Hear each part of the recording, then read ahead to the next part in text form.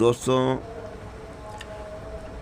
आज जो भी देने जा रहा हूँ वह भक्त की महिमा का वर्णन है।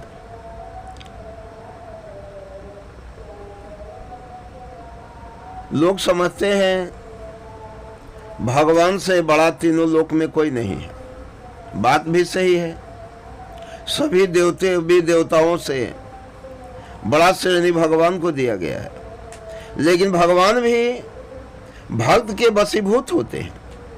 अगर सच्चा भक्त प्रेम से ईश्वर की भक्ति करता है तो मानव भले ही अपनी भक्ति से, अपने प्रेम से मानव या पशु पक्षी को प्रभावित नहीं कर सकता है, लेकिन भगवान इतने प्रेम के भूखे होते हैं कि रेनर मारिया कहते हैं कि अगर भक्त नहीं होता तो भगवान का अस्तित्व भी नहीं होता।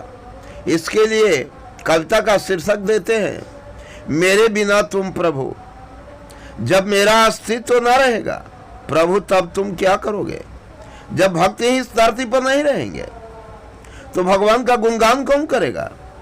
जब मैं तुम्हारा जलपात यानी भक्ति का पथ टूटकर बिखर जाऊंगा, जब मैं तुम्हारी मदिरा सूख जाऊंगा, यानी भगवान भक्त की भक्ति से मस्त हो जाते हैं। जैसे मदिरा पीकर नशा करने वाला आपा खो बैठता है, वैसे ही भक्त की भक्ति से भगवान इतने प्रसन्न हो जाते हैं कि वे सारी मर्यादा को लांघकर वो भक्त की मनोकामना को पूर्ण करने के लिए सदृश हो जाते हैं। इसीलिए कहते हैं कि जब मैं तुम्हारी मदिरा सूख जाऊंगा या स्वादहीन हो जाऊंगा, जब मदिरा में कोई स्वाद ही नहीं मिलेगा, जब भक्त की भक्ति में अगर कोई प्यार और अपनत्व नहीं रहेगा, मैं तुम्हारा वेश हूं, तुम्हारी प्रीति हूं। भक्त और भगवान में कोई अंतर नहीं होता है। जो सच्चा भक्त होता है, जो उसका वेश होता है, वह शरीर से पृथक, वह कण कण में ईश्वर को देखता है और भगवान इसी वेश में है। भगवान कण कण में व्याप्त है। तुम्हारी प्रीति हूं। जो भक्त का कार्य होता है सबको सुख पहुंचाना, और वही भगवान का कार्य भी है सबको सुख पहुंचाना। अर्थात मैं तुम्हारा वेश हूं, तुम्हारी प्रीति हूं। मुझे खोकर तुम अपना अर्थ खो दोगे, अर्थ खो बैठोगे। हे भगवान, अगर भक्त आपकी भक्ति नहीं करेगा, अगर भक्त इस संसार में नहीं रहेंगे तो भक्ति की महिमा समाप्त हो जाएगी। मेरे बिना तुम गृहहीन, यानी भगवान का आवास स्थान भक्त का शुद्ध हृदय ही होता है। इसीलिए भगवान को चित चोर कहा गया है। माखन चोर तो बाबा नंद के यहाँ और जसोदा के यहाँ रासलीला किए, इससे माखन चुराए। माखन की कोई कमी नहीं थी। माखन से अगर कृष्ण स्नान भी करते तो माखन समाप्त नहीं होता, लेकिन वहां तो भक्तों को खुश करने के लिए उन्होंने चोरी का एक सृजन कार्य किया। लेकिन वास्तव में भगवान निवास करते हैं भक्त के पवित्र हृदय पर।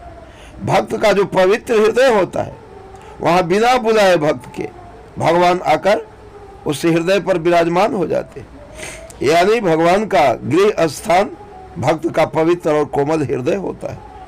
निर्वासित होंगे स्वागत विहीन, और तब भगवान का कोई अगर भक्त नहीं रहेगा तो भगवान का आश्रय भी नहीं रहेगा, क्योंकि जहाँ भक्त भक्ति करता है उसी के हृदय में भगवान विराजमान होते हैं और उसी के स्वागत से वे प्रसन्न होते हैं।